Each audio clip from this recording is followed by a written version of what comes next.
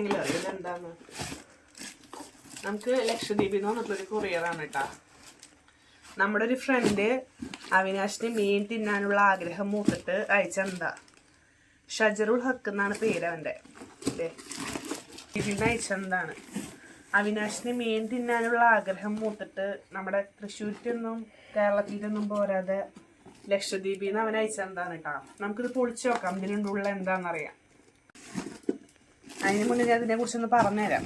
ഇത് പറഞ്ഞിട്ട് ലക്ഷദ്വീപിലെ മാസ് എന്ന് പറഞ്ഞ മീനാട്ടോ. നമ്മുടെ അവിടുത്തെ ചൂരയില്ലേ, ചൂര അവർ ഉണക്കിയിട്ടുള്ള ഒരു ടൈപ്പ് ഉണക്കമീൻ പോലത്തെ. ഉണക്കമീൻ എന്ന് പറയാൻ പറ്റില്ല, ഉപ്പൊന്നും ഉണ്ടാവില്ല, വെറുതെയും കടിച്ച് തിന്നാമെന്നാണ് പറയണേ. അവിനാശ് പറയണു, അവിനാശ് അങ്ങനെ ട്രൈ ചെയ്യുന്നുണ്ടെന്ന്.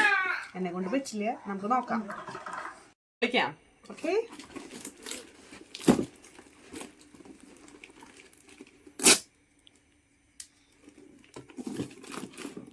നന്നായി ഇപ്പോൾ കുടിച്ചിട്ടുള്ള കാരണം കുളിക്കാൻ കുറച്ച് ബുദ്ധിമുട്ടുണ്ട്.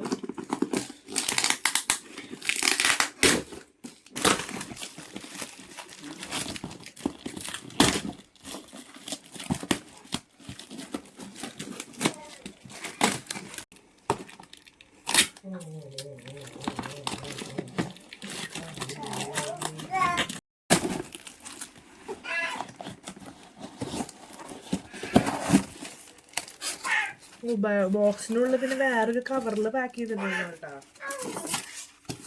വേറെയുള്ള അഡ്രസ്സൊക്കെ എഴുതിയിട്ടാണോ.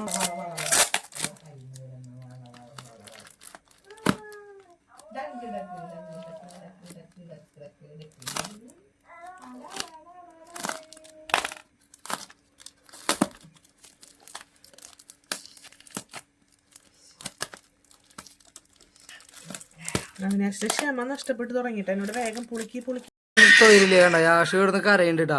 ഞങ്ങളവിടെ മീൻ പൊളിക്കണു, യാഷ് ഇവിടേക്ക് നോക്കി കരയണു. തുറന്നു കേട്ടാ.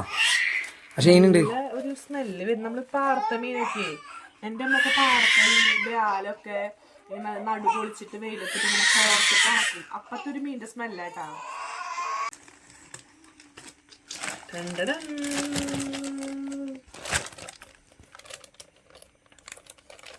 അപ്പം ഇതാണ് നമ്മൾ ലക്ഷദ്വീപിൽ നിന്ന് വരുത്തിച്ച മാസ് കേട്ടാ. കണ്ടാ എന്ത് നല്ല ടേസ്റ്റ് ഉണ്ടാവും കേട്ടാ. ഞാൻ ഒന്ന് വേണമെങ്കിൽ കടിച്ച് നോക്കാം. നല്ല സാധനമാണിത്, നന്നായി ഉണങ്ങിയിട്ടുണ്ടോ. സൂപ്പർ സാധനം. ഞാൻ ജസ്റ്റ് ഒന്ന് കഴിച്ചു നോക്കി, എനിക്ക് ഭയങ്കര ഇഷ്ടമായി. എന്തുട്ട സാധനം.